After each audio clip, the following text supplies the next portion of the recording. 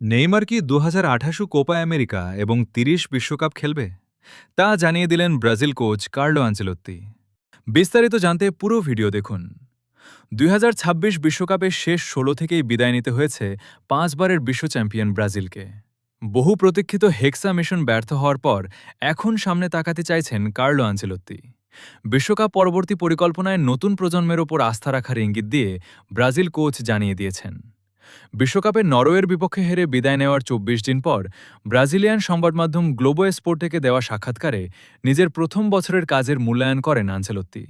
একই সঙ্গে স্বীকার করেন বিশ্বকাপে কৌশলগত কিছু ভুলও ছিল তার। এই বিশ্বকাপের মাধ্যমে ব্রাজিলের একটি গুরুত্বপূর্ণ প্রজন্মের সমাপ্তি ঘটেছে। Neymar, দানিলো, Casemiro.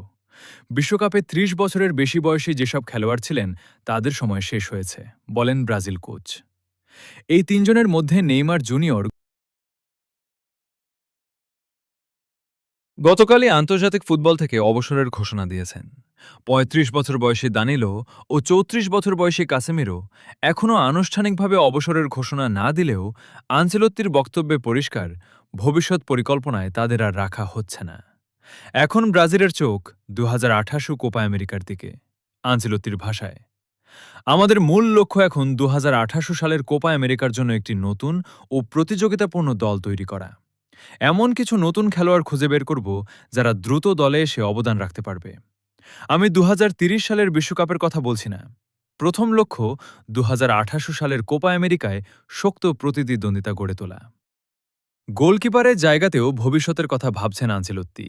অ্যালিসন ও অ্যাডারসনের অভিজ্ঞতার প্রশংসা করলেও নতুন প্রতিভা খুঁজে দেখার প্রয়োজনীয়তার কথাও জানিয়েছেন তিনি।